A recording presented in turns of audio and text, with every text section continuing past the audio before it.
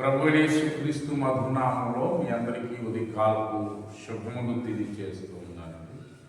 ఈరోజు దేవుని వాగ్దానం 2వ పేతురు పత్రిక 1వ అధ్యాయం 19వ వచనం. ఇంతకంటే స్థిరమైన ప్రవచన వాక్యం మనకున్నది. తెల్లవారి వేకు చెట్టు మీ హృదయంలో ఉదయించే వరకు ఆ వాక్యం చీకటి గల చోటను వెలుగునిచ్చు దీపమైనట్టున్నది.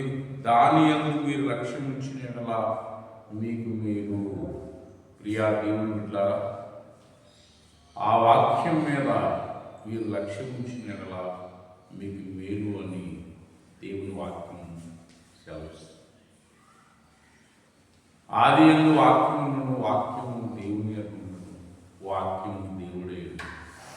ప్రియా దేవుని జ్ఞానం యువతి కాలం యోహాను సువార్త 1వ అధ్యాయంలో ప్రభు వాక్యంలో మనం గమనించినట్లయితే ఆ వాక్యం శరీరధారి కృపాశక్తి సంపూర్ణుడిగా మన మధ్య నివసించింది.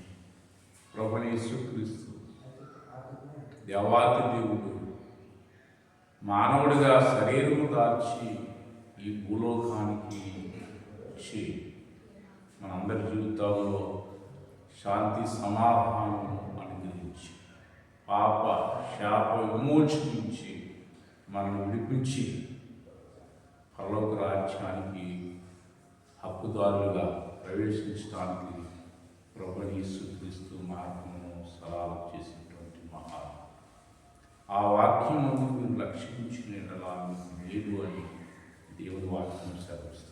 కాలం మీ కుటుంబాలు దేవాతి దేవుడు శాంతి సమాధానం అనుగ్రహించేవాడే ఉన్నారు. ప్రార్థన చేసుకుంటాం.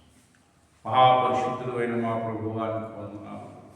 ఆ వాక్యం కృపాశక్తి సంపూర్ణుడిగా నివసించింది. ప్రభువా, మానవ రక్షణార్థమై భూలోకానికి ఆయన మానవుడిగా జన్మించినటువంటి ఈ శుభదినం ఆయన నీకు వందనాలు.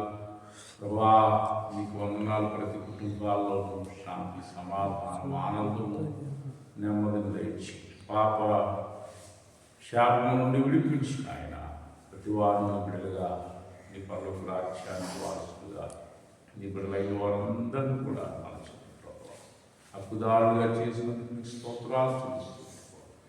ఉదయకాలం శాంతి సమాధానంతో మీ బిడ్డలైన వారిని ఆశీర్వదించమని యేసు నామమున ప్రార్థన చేసి వెళ్ళుకుంటున్నారు. మా పరమ తండ్రి. ఆమేన్. దేవుడు దీవించి ఆశీర్వదించు.